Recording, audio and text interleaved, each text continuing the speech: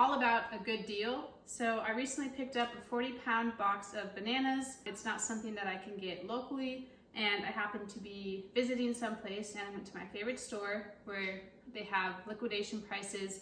So I got this 40-pound box of bananas for $10. It came with 4 boxes this size.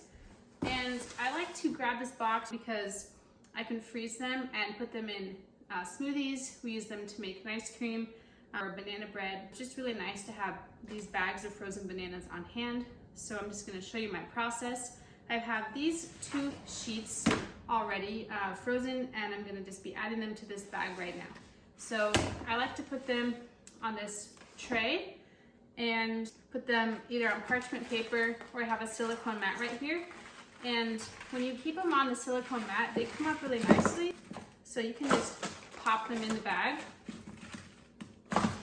And I always peel my bananas, and I always break them up into chunks. It's just easier for my blender to process them that way, and it's easier to store them that way. I have a Vitamix, and even with the Vitamix, I much prefer having these smaller chunks. And I have my bag sitting in this nice little Ziploc bag holder. When you're doing it by yourself, it helps keep everything upright. So I have them in the bag here. It's too full for me to zip, so I'm gonna have to get a second bag. Probably need 3 to do this whole tray. So we'll just add a few to this bag. Just a couple more in here. Okay, so it looks like I can zip this one now. All right, I have the bag zipped, and I like to throw it in the freezer as soon as it's done, just so we don't get any defrosting. Be right back. And on to the second tray. Just gonna slide my bag in here. You can also use Tupperware containers or any kind of container that you have on hand that you're willing to give up to put in the freezer to store your bananas. See, I'm rolling the silicone mat here, and that loosens up all the bananas. We have a stand-up deep freeze in our garage, and that's where we store all of our excess fruit. If you have the space for one, I highly recommend getting one because it saved us a ton of space and money because it allows us to buy these things in bulk when we're able. So I'm just gonna finish up the last bit of bananas here.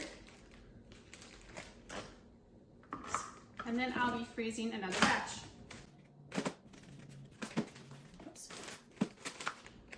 Now my hands tend to get kind of slimy touching the bananas, so before I can actually zip the bag, I have to go wash them.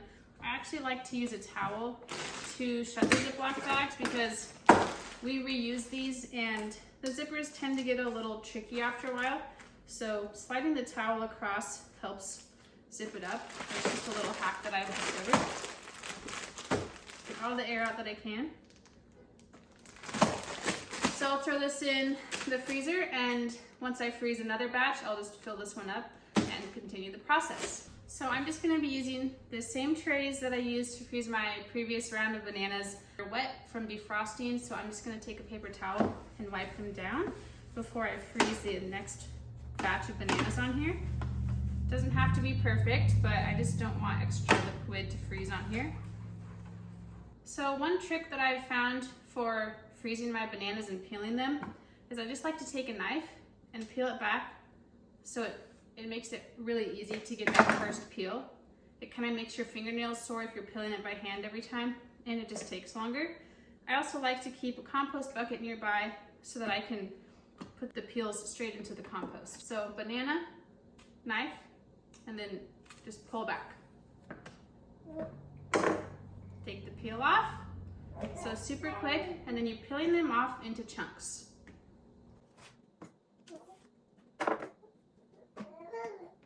I found that it's okay if the bananas touch. They're really easy to break apart afterwards. You just don't want them like laying on top of each other or super crowded.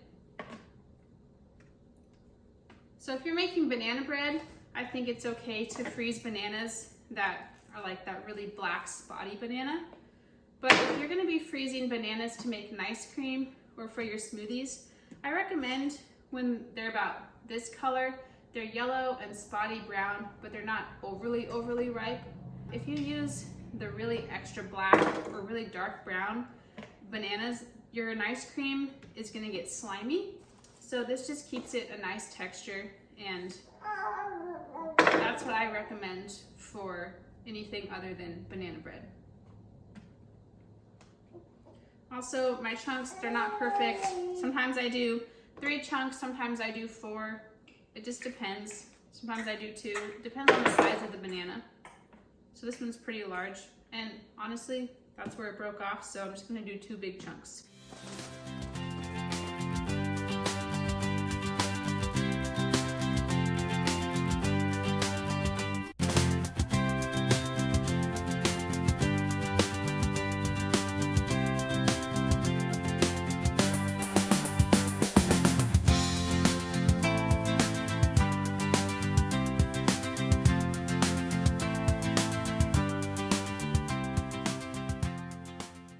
Alright, so my bananas are kind of all over the place right now, so I'm just going to organize them a little bit and put them in a better line. So that just gave me a little bit more space. I can probably fit about 2 more bananas on here, maybe even 3. Honestly, I don't know how many bananas are in each of these boxes, but we calculated it out, and I think at $10 for a 40-pound box, that brings the bananas to about 25 cents per pound. And I don't know how expensive bananas are where you live, but where we live, we can get bananas for about 60 cents a pound. To me, this is a really great deal. All right, so my tray is pretty full. I'm just gonna set this one off to the side, and then I'm gonna freeze or get started on the next tray. Okay, here's the next tray. Okay. This is the last banana in this box. All right, so I finished this box. I'm just going to replace it with a new one. This is like, I have like this one and another half a box left to freeze. And I've already made about 5 or 6 frozen bags of bananas. So we're chugging along. Okay, so this tray, not as organized, but that's fine. I'm just gonna go pop these in the freezer. All right, so this is our deep freezer in our garage. Don't judge us, I know we need to defrost it. It's pretty bad, but I'm just gonna slide these in. So one tray there, and one tray down here. I'm just going to leave these overnight, and in the morning put them back in their bags.